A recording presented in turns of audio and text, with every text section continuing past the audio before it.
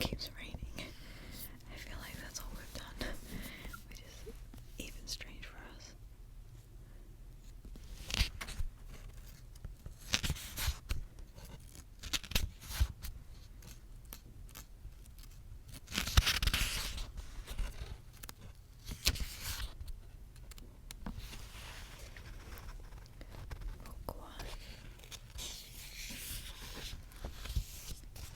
Now forgive me, I am reading this in not great writing.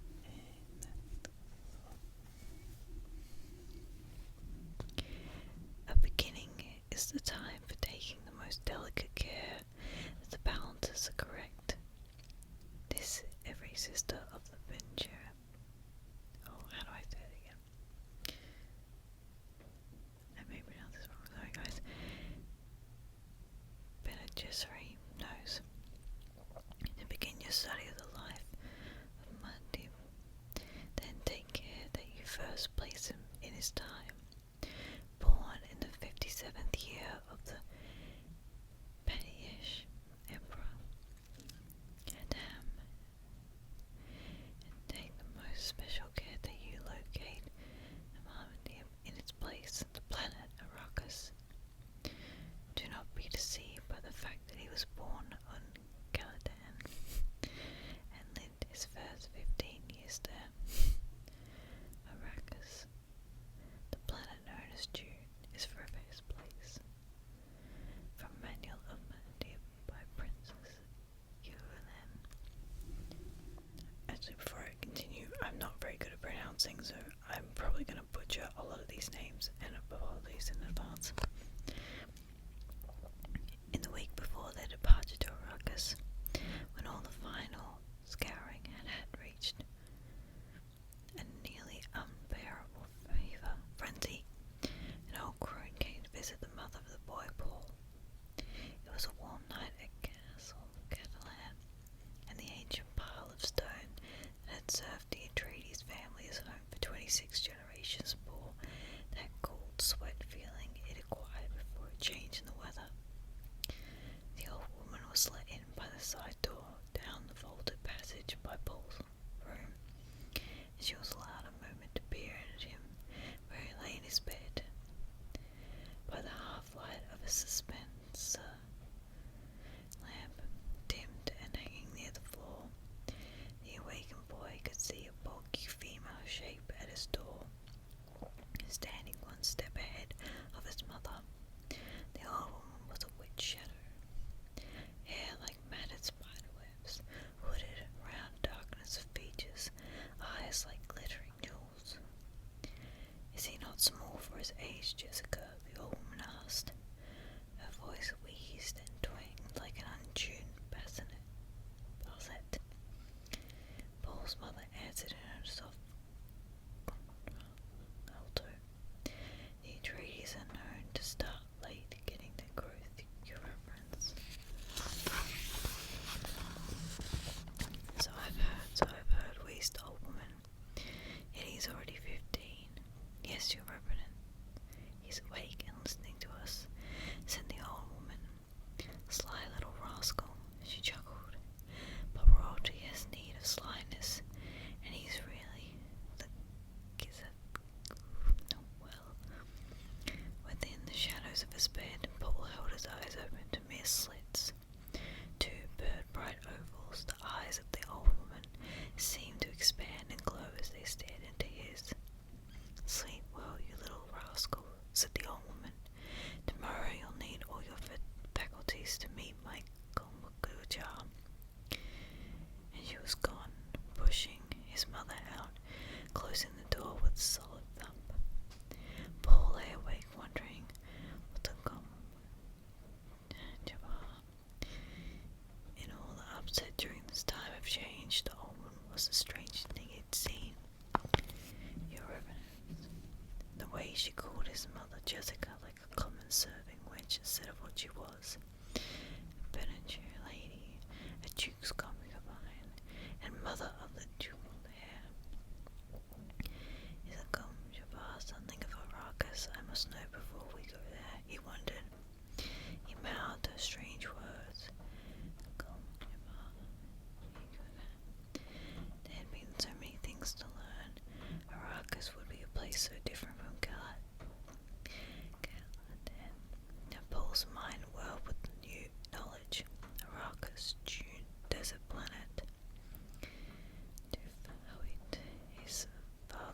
house of assassins. It explained it.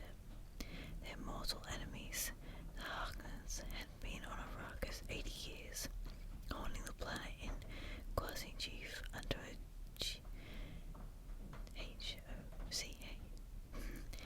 CHOAM company contract to mine the granic spice. Now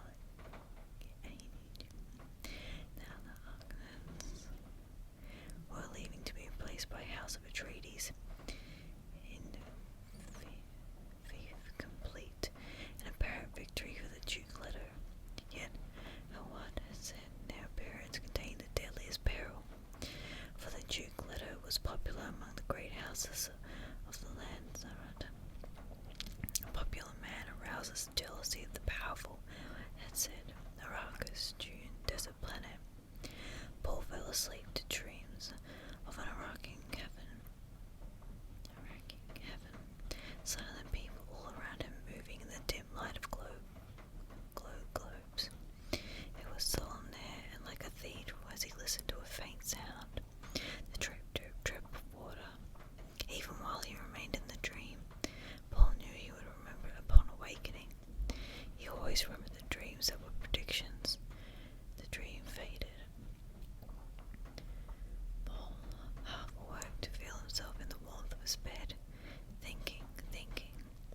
This world of castle, without play or companions his own age, perhaps he did not deserve sadness and farewell. His teacher had hinted that the class system was not rigidly guarded on Arrakis. The planet sheltered people who lived at the desert edge without Kate or Bashar to command them. Below the sand, people called Fremen marked down on no centers of the Imperial regent. Arrakis, Dune, desert planet. Paul sensed his own tensions, deciding to practice one of the mind-body lessons his mother had taught him. 3 quick breaths triggered the response.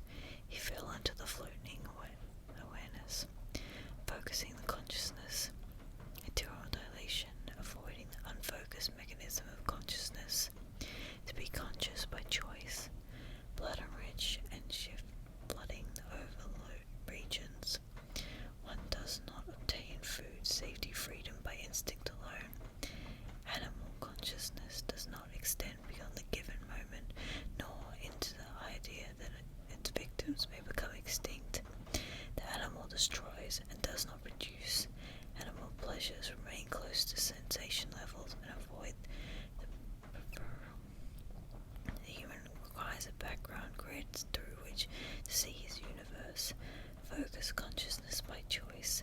This forms your grid. Bodily integrity follows flow. Nerve blood flow according to the deepest awareness of cell needs. All things, cells, beings, impermanent. Strive for flow, permanence within. Over and over within Paul's floating awareness, the lesson rolled.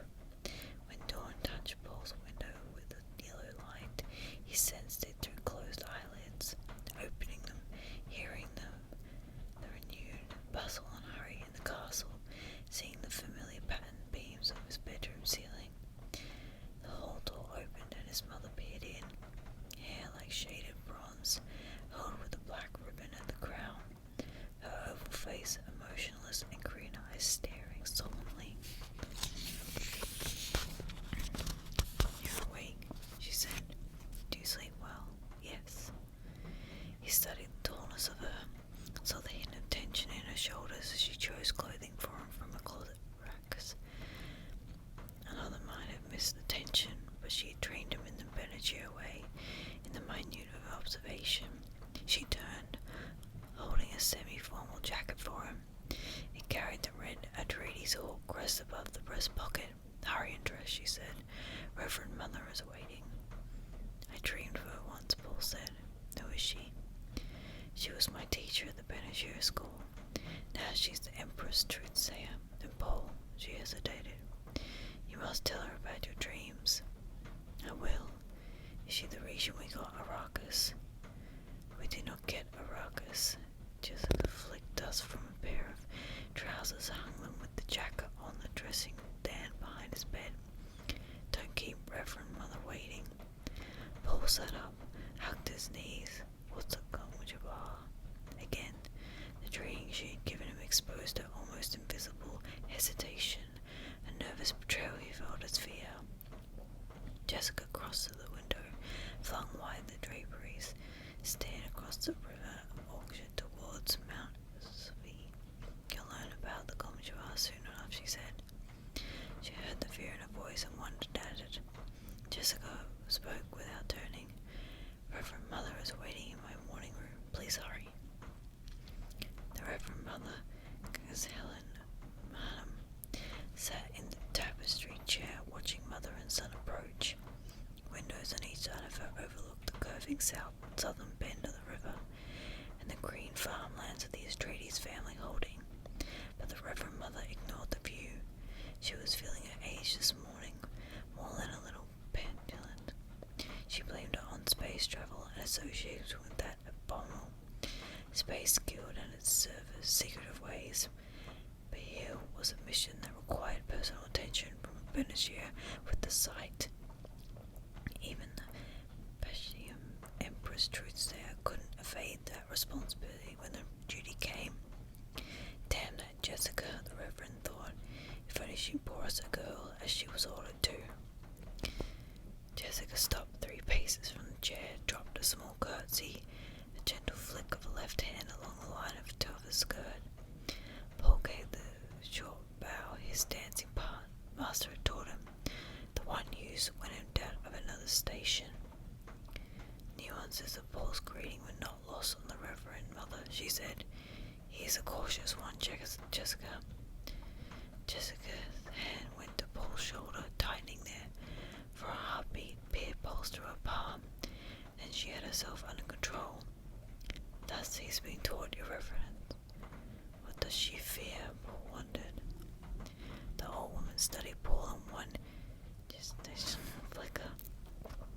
Face oval like Jessica's, but strong bones, hair, the cheeks black, but with brow line of the maternal grandfather who cannot be named, and that thin, disdainful nose, shape of direct staring green eyes like the old Duke, the paternal grandfather who was dead. Now there was a man who appreciated the power of prophecy, even in death, the Reverend Mother thought. Gigi is one thing, she said. The basic ingredient is another. We shall see. The old eyes started ahead and glanced at Jessica. Leave us. I enjoy you to practice meditation of peace. Jessica took her hand from Paul's shoulder. Your Reverence, Jessica, you know it must be done. Paul looked up at his mother, puzzled. Jessica straightened. Yes, of course. Paul looked back at the Reverend Mother. Politeness and his mother's obvious awe of this older woman argued caution, yet he felt an angry apprehension at the fear he sensed radiating from his mother. Paul, Jessica took a breath. This test you're about to receive is important to me. Test, he looked up to her. Remember when you're a Duke's son, Jessica said. She whirled and strode from the room in a deep, dry swishing of skirt. The door closed. Solidly behind her, Paul faced the older woman, holding anger in check. This one dismissed the Lady Jessica as though she was a serving wench.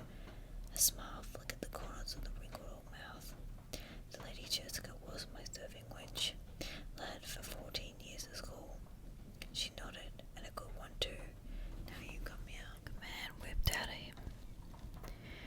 Paul fought himself obeying before he could think about it. Using the voice on me, he thought. He stopped at her gesture, standing beside her knees. See this? She asked. From the folds of her gown, she lifted a green metal cube, about 15 centimeters on her side.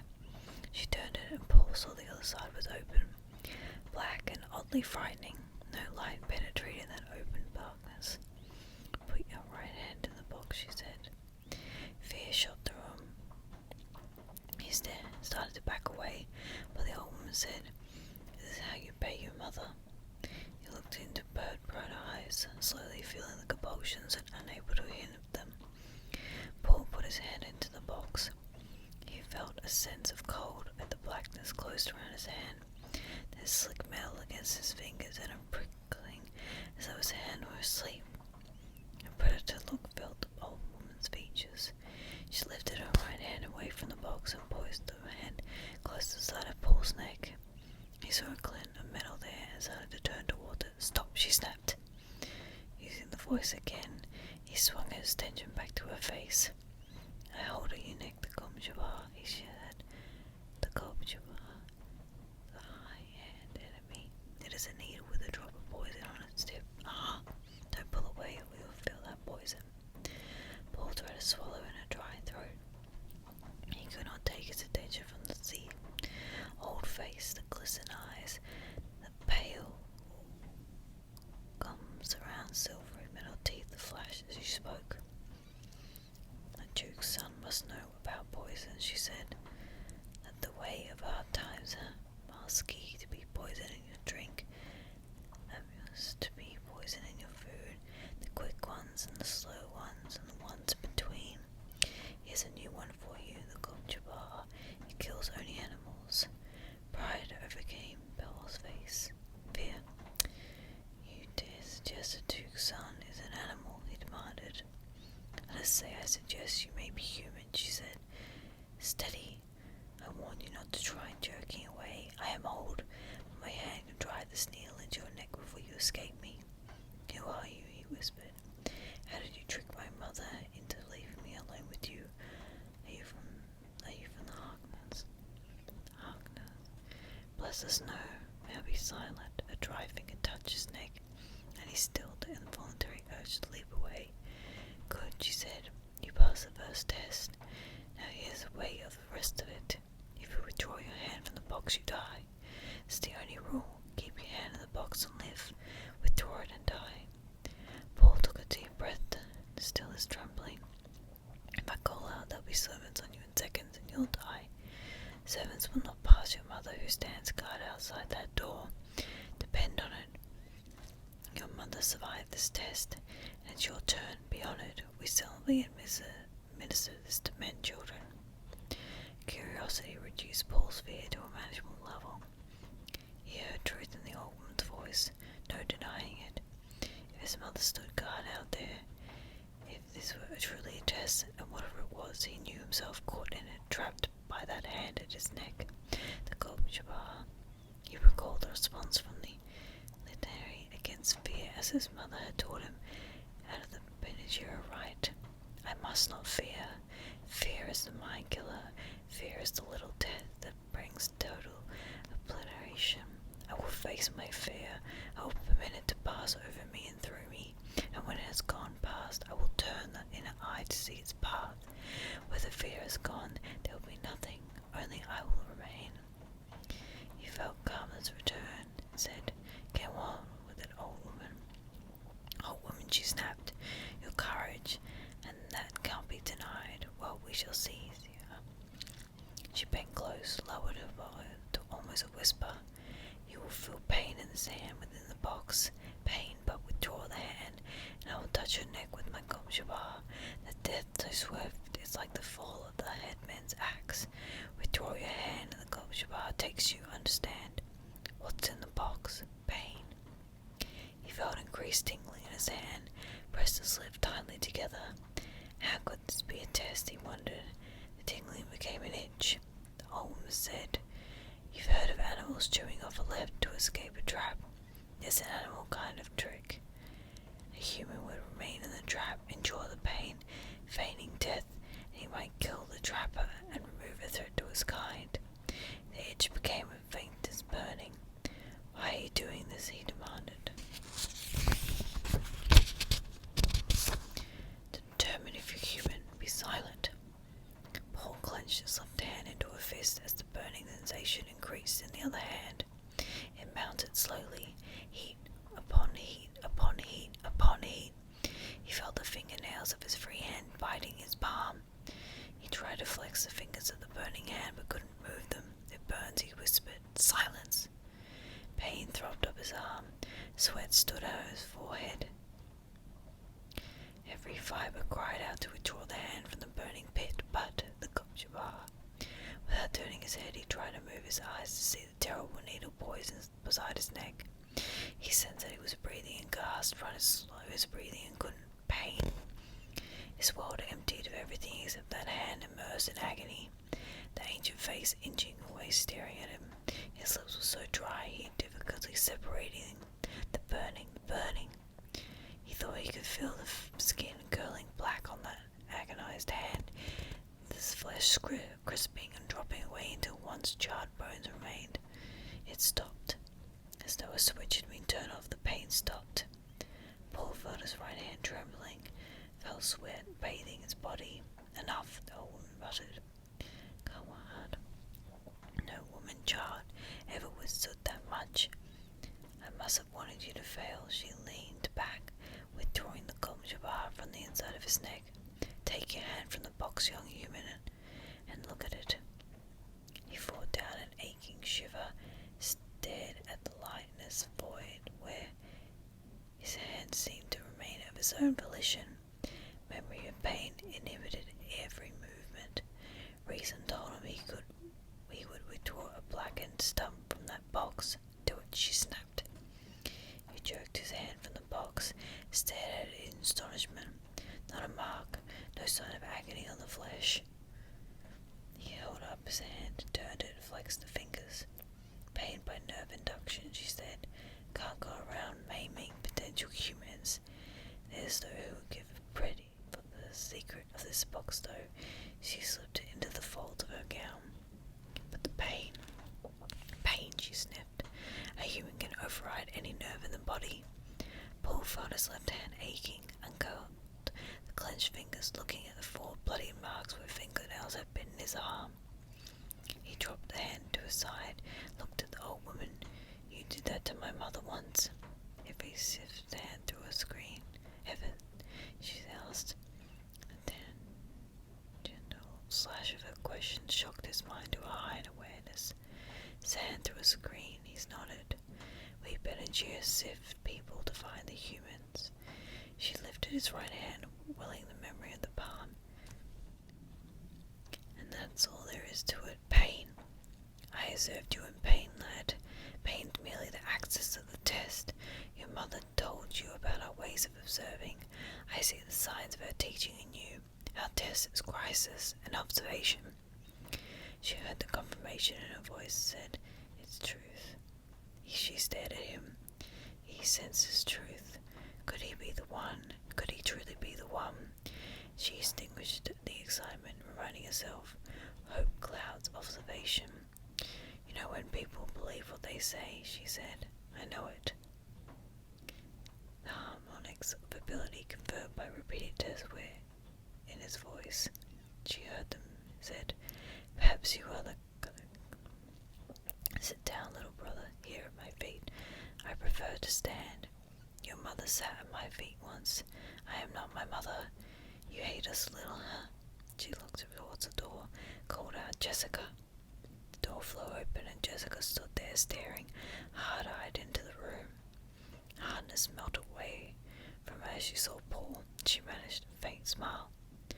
Jessica, have you ever stopped hating me? The old woman asked. I both love you and hate you, Jessica said. The hate, that's from pains I must never forget. The love, that's just the basic fact, the old woman said, but her voice was gentle. You may come in now, but remain silent. Close the door and mind that no one interrupts us. Jessica stepped into the room, closed the door, and stood with her back to it. Her son lives, she thought. My son lives, and is human. I knew he was, but he lives. Now I can go on living. The door felt hard and real against her back. Everything in the room was immediate and pressing against her senses. My son lives. Paul looked at his mother. She told the truth. He wanted to get away alone and think this experience through, but knew he could not leave until he was dismissed. The old woman had gained power over him. They spoke truth. His mother had undergone this test. There must be terrible purpose in it. The pain and the fear had been terrible. He understood terrible purposes. They drove against all odds. They were their own necessity. Paul felt that he'd been affected with terrible purpose. He did not know yet what the terrible purpose was. Some day, lad, the old woman said, you too may have to stand outside a door like that. It takes a measure of doing. Paul looked down at the hand that had known pain, then up to the Reverend Mother. The sound of her voice had contained a difference then from any other voice in his experience. The words were outlined in brilliance. There was an edge in them. He felt that any questions he might ask her would bring an answer that would lift him out of the flesh world into something greater. Why do you test for humans? He asked. To set you free. Why? Once men turned their thinking over to machines in the hope their world would be set free, but that only permitted other men with machines to enslave them. Thou shalt not make a machine in the likeness of man's mind, Paul quoted, right out of the Bono Jihad and the Orange Catholic Bible, she said. But that was the OC.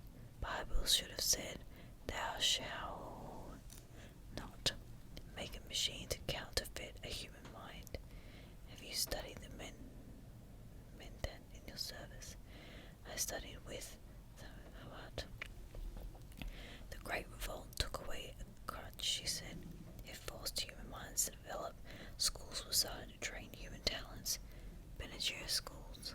She nodded. We have two chief survivors of those ancient schools, the Benadryl and the Spacing Guild. The guild, so we think, emphasizes almost pure mathematics. Benadryl performs another function, politics, he said. The old woman said. She sent a hard glance at Jessica. I have not told him, your reverend, Jessica said. The Reverend Mother returned her attention to Paul. You did that on remarkably few clues, she said. Politics indeed. The original Benadryl school was directed by those who saw the need of a thread of continuity in human affairs. They saw there could be no such continuity without separating human stock from animal stock for breeding purposes. The old woman's words abruptly lost their special sharpness for Paul. He felt an offense against what his mother called his instinct for rightness. It wasn't that the Reverend Mother lied to him. She was obviously believed what she said. It was something deeper, something tied to his terrible purpose, he said. But my mother tells me many parents of the school don't know their ancestry. The genetic lines are always in our records, she said. Your mother knows that either she's of Benadryl descent or her stock was acceptable in itself. Then why couldn't she know who her parents are? Some do, many don't. We might, for example, have wanted to breed her to a close relative to set up a tournament in some genetic trait. We have many reasons. Again, Paul felt the offense against rightness. He said, you take a lot on yourselves. The Reverend Mother stared at him, wondering, did I hear criticism in his voice? We carry a heavy burden, she said. Paul felt something coming more and more out of the shock of the test. He leveled a measuring stare at her and said, you say maybe I'm the... What's that, a human Gom Jabbar? Paul, Jessica said, we mustn't take that tone with... I'll handle this, Jessica, the old woman said. Now, lad, do you know about the truth-sayer drug?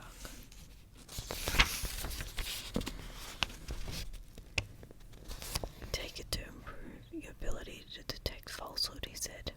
My mother told me. Have you ever seen Truth's trance? He shook his head. No. The drug is dangerous, she said, but it gives insight. When a truth-sayer is gifted by the drug, she can look many places in her memory, in her body's memory. We look down so many avenues of the past, but only feminine avenues. Her voice took on the tone of sadness. Yet there's a place where no truth-sayer can see. We are repelled by it, terrorized. It 'Tis said a man will come one day and find in the gift of the drug is in an eye. He will look where we cannot, into both feminine and masculine parts. Yes, the one who can be many places at once. Many men have tried the drug, so many, but none have succeeded. They tried and failed, all of them. Oh no. She shook her